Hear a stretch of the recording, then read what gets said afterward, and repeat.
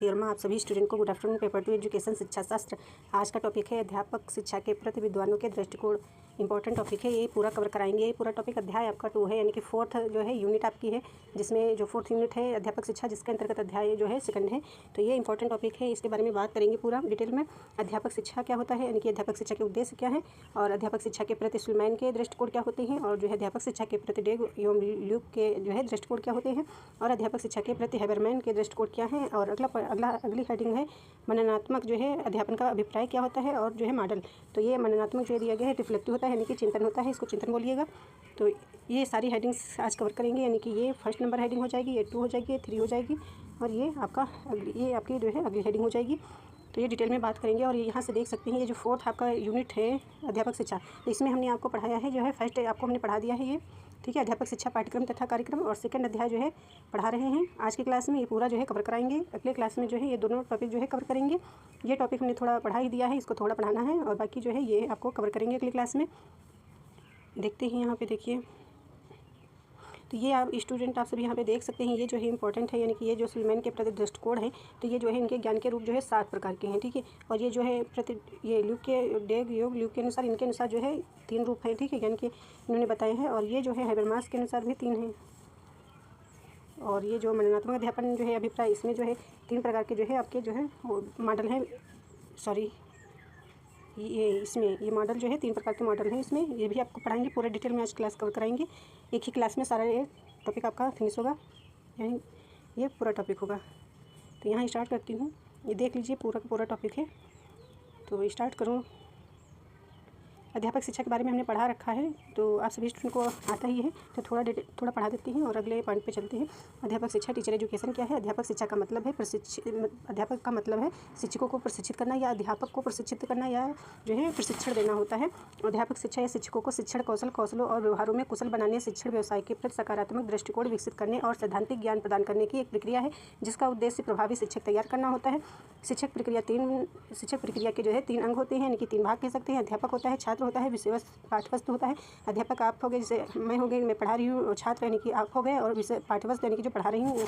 और अध्यापक का स्थान सर्वाधिक महत्वपूर्ण माना जाता है, यानी कि अध्यापक का स्थान जो है सर्वाधिक महत्वपूर्ण माना जाता है। श्रेष्ठ अध्यापक के अभाव में सुयोग्य छात्रगण भी वांछित ज्ञान अर्जन में सफल नहीं हो पाते। यानी कहने का मतलब है कि यानी श्रेष्ठ अध्यापक नहीं है, तो जो सुयोग्य यानी कि छात्र है, यानी कि पढ़ने में अच्छा स्टूडेंट है, ठीक है, तो वो जो है ज्ञान अर्जन सफल नहीं हो पाता, उसका ठीक से नहीं जो स्टूडेंट मतलब टीचर पढ़ा पाता है। अच्छी से अच्छी पाठ्यवस्तु भी योग्य अध्यापकों की अनुपस्थिति में प्राणहीन हो जाती है।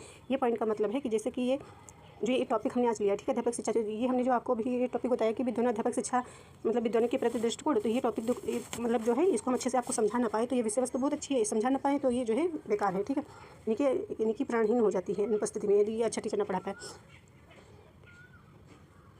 मतलब कहने का मतलब है कि अध्यापक ना हो तो अध्यापकगण शिक्षा प्रक्रिया को उचित दिशा प्रदान करते हैं, यानी कि जो है उचित दिशा प्रदान करते हैं।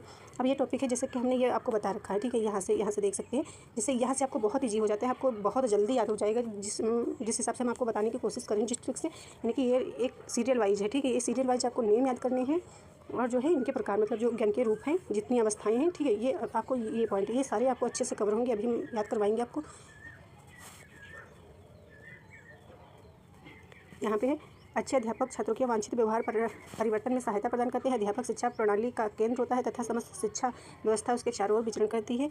इसके बाद देखिए, ये अध्यापक शिक्षा डिटेल में है, तो इसको पढ़ लीजिए। अध्यापक शिक्षा का तात्पर्य उन सभी औपचारिक क्रियाओं तथा अनुभवों का ज्ञान प्रदान करने से है, जो किसी व्यक्ति को अध्यापक के उत्तरदायित्व को प्रभावशाली ढंग से निर्वाह करने में समर्थ बनाते हैं।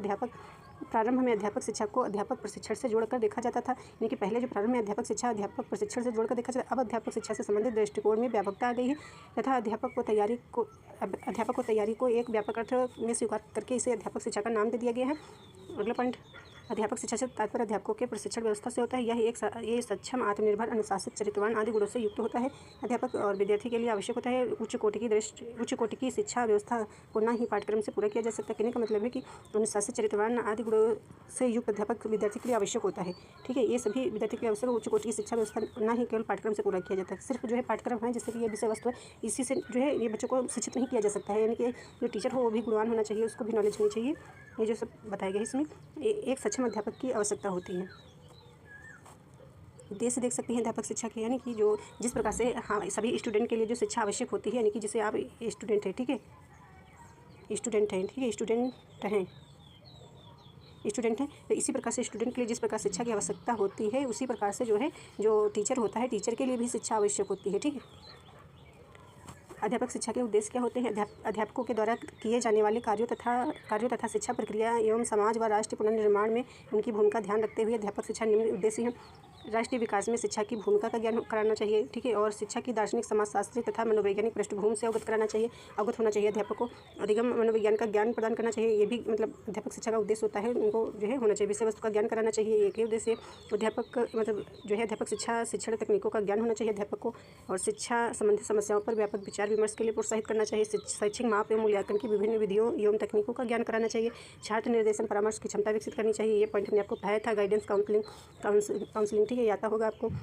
निर्देशन मतलब जैसे कि जो सलाह दी जाती है ऐसे, और ये जो है काउंसलिंग मतलब जो ये एक जो होती है मतलब पूरे जो है उसके जो समस्या होती है उसका पूरा समाधान किया जाता है, यानी कि ये दो व्यक्तियों के बीच होती है, और ये जो है ये मतलब एक व्यक्ति को ही दिया जाता है, मतलब इसको आयोजित होती है व्यवस्था, मतलब आयोजित सेवा होती है। ये सामूहिक होती है, किसी को भी कोई भी व्यक्ति दे सकता है, पढ़ा लिखा व्यक्ति हो या अनपढ़ हो, बालक हो, कोई भी व्यक्ति दे सकता है। और परामर्श जो होता है ये जो होता है ये से पढ़ा लिखा व्यक्ति दे सकता है। छात्र निर्देशन में ये भी बता दिया। पाठ्य सहभागी क्रियाओं के आयोजन की योग्यता विकसित करना, इसको जो डिटेल में आप पढ़ लीजिएगा, क्लास पढ़ी हुई है इसमें। और ये इंपॉर्टेंट टॉपिक है, यही जो हम आपको बता रहे हैं याद करने के लिए। अध्यापक शिक्षा के प्रति पश्चात विद्वानों के दृष्टिकोण इंपॉर्टेंट है, इसको जो है ये सारणी के तौर पे इसको अच्छे से आप अपनी कॉपी में लिख लीजिएगा, यहाँ से देख लीजिए। ये जो है एल.एस. सुलेमान के दृष्टि से अध्यापक शिक्षा, यानी कि ये जो हो गया इतना टॉपिक, ये हो गया आपका एल.एस. सुलेमान। आपको सुलेमान से याद रखना है, सुलेमान के दृष्टि से अध्यापक शिक्षा क्या होती है, ठीक है, यानी कि पाठ्यक्रम के बारे में बोला गया है। तो ये 7 प्रकार के ज्ञान की बात करते हैं, तो यहाँ पे देख सकते हैं और अदर भी हैं, तो आपको सिर्फ इतने ही पढ़ने हैं 7, ठीक है। सामग्री ज्ञान, यानी कि ये सामग्री ज्ञान हो गया एक फर्स्ट, यानी 7 प्रकार के हैं, ये मेन पॉइंट है, इसको आपको याद रखना है। सामग्री ज्ञान, शैक्षणिक ज्ञान, पाठचर्या संबंधी ज्ञान, शैक्षणिक सामग्री ज्ञान, विद्यार्थियों का ज्ञान एवं विशेषताएं, शैक्षिक संदर्भ का ज्ञान, या फिर आप कह सकते हैं शिक्षा प्रतियोगिता। 7 नंबर पॉइंट है उद्देश्य, शैक्षिक उद्देश्य, शैक्षिक मूल्यों का ज्ञान और उनका दार्शनिक और ऐतिहासिक। तो ये 7 पॉइंट हो जाएंगे, इसको अपनी कॉपी में लिख लीजिएगा। और ये जो सुलेमान जी हैं, तो सुलेमान विद्वान जो है ये जो है शिक्षा विज्ञान विषय वस्तु के बारे में जो है बात करते हैं, शिक्षा विज्ञान के विषय वस्तु के बारे में बात करते हैं, इनके आधारित है। ये जो इनका जो अध्यापक शिक्षा है विषय, यानी कि इनका जो है शिक्षा विज्ञान के विषय पर आधारित है। और इसके बाद डेंगू और ल्यूक के अनुसार आप देख सकते हैं, ये भी आपके तीनों विद्वानों को आपको रट लेना है और इंपॉर्टेंट है, कॉपी में लिख जरूर लीजिएगा। आप सभी स्टूडेंट कन्फ्यूज मत होइएगा, क्योंकि ये मिलान करने में भी पूछे जाते हैं, तो जो है आपको आना चाहिए। और इसमें जो है आप देख सकते हैं ज्ञान की अनुशासन, इसमें आप ऐसे याद कीजिए अनुशासन, ठीक है, यानी कि अनुशासन पर की बात करते हैं और व्यवहारिकता की बात करते हैं और अनुभव की बात करते हैं। तो ये तीनों पॉइंट आप याद कर लीजिएगा। जैसे कि ज्ञान की अनुशासनात्मक अवधारणा या तथ्यात्मक आप बोल सकते हैं, व्यवहारिकता की अवधारणा बोल सकते हैं, ज्ञान की अनुभवात्मक अवधारणा बोल सकते हैं। तो आप अपनी कॉपी में अपने हिसाब से लिख लीजिएगा, सिर्फ यही वर्ड आप लिख सकते हैं, कोई दिक्कत नहीं है। और इसके बाद ये जो है ये भी 3 रूपों की बात किए हैं, ठीक है। और फिर हैबरमास या हैबरमैन, तो यहाँ पे देख सकते हैं हैबरमैन के अनुसार तकनीकी ज्ञान हो जाएगा आपका, एक हो जाएगा व्यवहारिक ज्ञान और एक हो जाएगा आलोचनात्मक ज्ञान, यानी कि मुक्तिदायी। एक इसके इंग्लिश में अभी देख सकते हैं आप, ये भी 3 प्रकार के जो है ज्ञान की बात कर रही हैं। आप सिद्धांत कह सकते हैं, इन्होंने संवैधानिक सिद्धांत की बात करी है, यानी कि संविधान के नियम के अनुसार जो होते हैं, ठीक है। तो तकनीकी ज्ञान एक पॉइंट आपका हो जाएगा फर्स्ट, और 2 नंबर पे व्यवहारिक हो जाएगा या फिर व्याख्यात्मक बोल सकते हैं। और फिर 3rd नंबर पे आपका आता है ये व्याख्यात्मक, 3rd नंबर पे आलोचनात्मक या क्रिटिकल आता है। और इसको जो है इसी के अंतर्गत जो है आपको ये पॉइंट याद करने हैं, ये 2 हैं। व्याख्यात्मक ज्ञान यानी कि ये इंग्लिश इसकी याद करनी है आपको, और ये मुक्तिदायी जो है ये पॉइंट इंग्लिश में जो लिखा हुआ है इसको याद करना है, ठीक है। ऐसे देख सकते हैं यहाँ, ऐसे ये जो पॉइंट है ये आपको यहाँ से ये इतना ये आपको याद करना है। और ये कुछ पॉइंट है जो आपको याद रखने हैं ज़रूरी, क्योंकि सेम एक जैसे लगते हैं तो आपको समझ में नहीं आता है। इंपॉर्टेंट है, आप सभी याद कर लीजिएगा। हमने बार बार रिपीट करने की कोशिश की है ताकि आपको याद हो जाए बार बार। अध्यापक शिक्षा के प्रति पाश्चात्य विद्वानों के दृष्टिकोण, तो यहाँ मतलब विद्वान कौन कौन से हैं, तो सुलेमान हो गए, डेग और ल्यूक हो गए, हैबरमास हो गए। तो इनके अनुसार 7 प्रकार की जो है ज्ञान के बारे में बात की है इन्होंने, और इन्होंने 3 प्रकार की कौन कौन सी हैं आपको याद रखना है। तो इसमें जो है इन्होंने विषय वस्तु यानी कि पाठ्यक्रम के बारे में बात करी है। डेग और ल्यूक ने जो है पाठ्यक्रम विषय वस्तु ज्ञान की बात करी है, और इसमें जो है आपको बताया गया है कि शिक्षा विज्ञान के विषय में, ठीक है, शिक्षा विज्ञान के बारे में जो है बात की गई है। और हैबरमास ने जो है संचार और इसके बारे में बात करी। तो ये पॉइंट के हिसाब से आपको याद करना है, याद हो जाएगा आपको। संचार यहाँ पे लिखा हुआ है, तो संचार के तौर पे आप जान सकते हैं कि टेक्निक हो गया, व्यवहार हो गया, आलोचनात्मक हो गया। और यहाँ पे डेगुलू के अनुसार आप जान सकते हैं पाठ्यक्रम, विषय वस्तु, पाठ्यक्रम से संबंधित यानी कि ज्ञान, अनुशासन और हो जाएगा व्यवहार, प्रक्रिया, ज्ञान और अनुभव, ठीक है, ये से याद करना है। इंग्लिश में यहाँ पे आपका लिखा हुआ है, ठीक है, सुलेमान के अनुसार, डेगुलू के अनुसार और जो है हैबरमैन के अनुसार। और यहाँ पे देख सकते हैं ये डिटेल में जो है क्या है सुलेमान की शिक्षा, ठीक है, पाठ्यक्रम क्या है। तो अध्यापक शिक्षा का अर्थ शिक्षकों को शिक्षा के लिए आवश्यक ज्ञान, कौशल, दृष्टिकोण प्रदान करना, जिससे वे प्रभावी ढंग से पढ़ा सके छात्रों को, ठीक है, प्रभावी ढंग से पढ़ा सके और छात्रों को विकास में योगदान दे सके। यहाँ से देख सकते हैं। और इनके अनुसार देख सकते हैं इन विद्वान के अनुसार शिक्षकों को शिक्षा, कौशल, विशिष्ट शिक्षक व्यवहार और क्रियाओं में कुशल बनाना। कहने का मतलब है कि जो है शिक्षकों को कौशल विशिष्ट शिक्षक व्यवहार यानी कि कौशल विशिष्ट शिक्षक व्यवहार और क्रियाओं को कुशल बनाना है, यानी कि शिक्षण व्यवसाय के प्रति सकारात्मक दृष्टिकोण विकसित करना और सैद्धांतिक पृष्ठभूमि प्रदान करना। हैबरमैन के अनुसार शिक्षा का उद्देश्य जो है छात्रों को केवल ज्ञान प्रदान करना नहीं है, बल्कि उन्हें संवाद, तर्क पर आधारित निर्णय लेने के लिए सक्षम बनाना है, जिससे एक बेहतर समाज का जो है योगदान कर सके, समाज में योगदान कर सके। तो आपको सभी को समझ में आया होगा। और अगला जो है आपका टॉपिक आता है मननात्मक अभिप्राय, यानी कि ये पॉइंट आपका है मननात्मक अध्यापन का अभिप्राय, यानी कि meaning of reflective teaching. Reflective यानी कि चिंतन या विमर्श आप बोल सकते हैं, मानसिक तौर पे यानी जो चिंतन होता है बोध, ठीक है, मानसिक शक्ति या बोल सकते चिंतनशील रिफ्लेक्टिव टीचिंग। तो मननात्मक अध्यापन शिक्षा वह प्रक्रिया है जिसमें अध्यापक अध्यापन के दौरान अध्यापक कौशल पर गहन विचार विमर्श करता है तथा विश्लेषण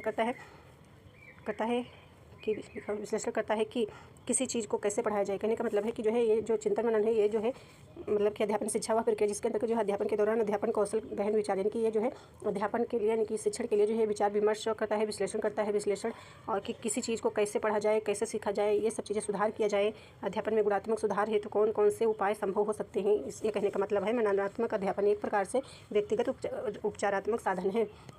अध्यापन इसका प्रयोग विद्यालय की कक्षा में अधिगम अनुभव को विकसित करके, चिंतन हेतु संरचना का निर्माण करके, वरिष्ठ का अनुभव प्राप्त करके एवं चिंतन हेतु अच्छी आदतों को विकसित करके मननात्मक अध्यापन को जो है प्रगतिशील बनाया जा सकता है।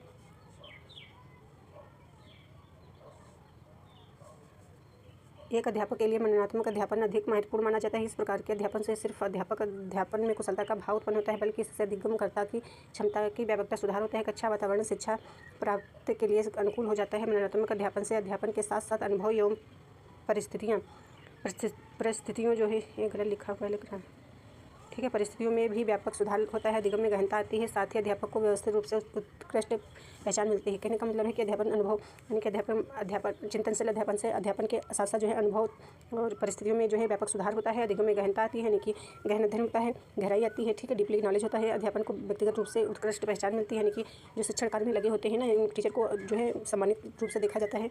और व्यक्तिगत एवं पेशेवर शक्तियों के व क्षेत्रों में व्यापक सुधार होता है। प्रभावी अध्यापन मननात्मक के माध्यम से अध्यापक को अपने ज्ञान और कुशलता दोनों में व्यापक एवं प्रभावी सुधार ला सकता है। इसके बाद ये इंपॉर्टेंट आपकी स्लाइड हो जाएगी, समझ लीजिए। ये नोट्स इंपॉर्टेंट है, इसको भी आपको नोट्स में अपने ऐड करना है। बाकी अदर भी नोट्स आपको नहीं बनाने हैं, आपको नोट्स बनाने तब है जब पेपर हो जाएगा। उसके बाद बाकी इंपॉर्टेंट चीज़ें आपको नोट करनी है जो कहीं से नहीं मिलती हैं, ठीक है। तो ये इंपॉर्टेंट है, ये आपको नोट कर लीजिएगा। अपनी जो है कॉपी अलग बनाइएगा। हर टीचर की कॉपी आपको अलग रखनी होती है, ठीक है। जैसे हमसे पढ़ रहे हैं तो मेरे नोट्स आपको अलग रखनी है, यदि अदर टीचर से पढ़ रहे हैं उनके नोट्स आपको अलग बनाने हैं, डिवाइड कर लेना है अपनी कॉपी में, या अलग से कॉपी खरीद के उसमें नोट्स में ऐड करना है, बनाना है इस प्रकार से, क्योंकि याद करने में आपको ईजी रहता है, नहीं रिवीजन करने में।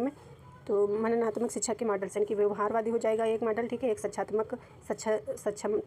सक्षमता आधारित मॉडल हो जाएगा। एक पूछताछ उन्मुख अध्यापक शिक्षा मॉडल हो जाएगा। ये 3 प्रकार के आपके मॉडल हैं। 3 प्रकार के मॉडल को आपको नोट कर लीजिएगा। इसके बारे में आपसे पूछा जाता है, तो ये आपको शब्दों के आधार पर आपको पता चल रहा है क्या पूछा गया है, इससे क्या रिलेटेड है, किससे संबंधित है। तो आप सभी स्टूडेंट को पता है। अब मननात्मक आप जानते हैं कि रिफ्लेक्टिव यानी कि चिंतन, ठीक है। तो यहाँ पे देख सकते हैं, इसको याद नोट कर लीजिएगा। और इसके जो है पूछताछ उन्मुख अध्यापक जो है शिक्षा मॉडल के 4 भाग हैं, तो ये बताए गए हैं। तो यहाँ पे देख सकते हैं पूछताछ उन्मुख शिक्षण के 4 भागों में विभाजित किया गया है इस वर्ड को, मतलब तो इस ज्ञान को। तो यहाँ पे देख सकते हैं, ये एक आपका है पुष्टिकरण पूछताछ, और एक है संरचित पूछताछ, और एक है निर्देशित पूछताछ, एक है यथार्थमूलक पूछताछ। यथार्थ यानी वास्तविक, ठीक है, जो रियल ज्ञान होता है, तो इसके बारे में बात करा गया है। और इसके बाद में देख सकते हैं खुला पूछताछ हो गया ये। और इतना आपको नोट कर लेना है, इतना ही पढ़ना है। बाकी ये जो है ये इसका यहाँ देख सकते हैं, ये जो हेडिंग्स है आपकी, इसका मतलब ये है। यहाँ पे देख सकते हैं चिंतनशील शिक्षण एक ऐसा मॉडल है जो अनुभव पर आधारित चिंतन रिफ्लेक्शन कह सकते हैं, रिफ्लेक्शन और विश्लेषण एनालिसिस के माध्यम से सीखने को बेहतर बनाता है। यानी कि जो आपका अनुभव होता है, अनुभव और चिंतन, यानी कि अनुभव आधारित चिंतन और विश्लेषण, ये जो है आपका जो है सीखने को बेहतर बनाता है। एनालिसिस के माध्यम से, यानी कि और इसके बाद आप देख सकते हैं जिससे शिक्षार्थी अपनी समझ को गहरा बना सकते हैं, यानी कि समझ को गहरा सकते हैं और भविष्य में बेहतर प्रदर्शन कर सकते हैं। ये अगला पॉइंट हो जाएगा एक ऐसा मॉडल, यानी कि एक ऐसा मॉडल जो शिक्षकों को अपने शिक्षण अभ्यास पर विचार करने सुधारने के लिए प्रोत्साहित करता है। यानी कि ये जो मननात्मक शिक्षा मॉडल है, ये जो है इसका मतलब है कि एक ऐसा मॉडल है जो शिक्षकों को अपने शिक्षण अभ्यास पर, यानी कि जो अध्यापक होता है, जो टीचर होता है या जो आपका शिक्षक होता है, वो अपने जो है शिक्षण अभ्यास पर जो है विचार, यहाँ पे देख सकते हैं शिक्षण अभ्यास पर जो है विचार करने और सुधारने के लिए प्रोत्साहित करता है। मॉडल इसलिए बनाया जाता है। ठीक है, बस आज की क्लास में इतना ही है और आप सभी स्टूडेंट अपना अपना रिवीजन करते रहें, अच्छे से पढ़ाई करते रहें। और मैं अप्रैल में पूरा जो है ये सिलेबस कवर कराने वाली हूँ। इसके बाद जो है PYQ हल करवाने वाली हूँ। तो आप सभी अच्छे से पढ़ें, रिवीजन करते रहें, डेली का डेली आप रिवीजन करिए, पढ़ें। और थैंक यू।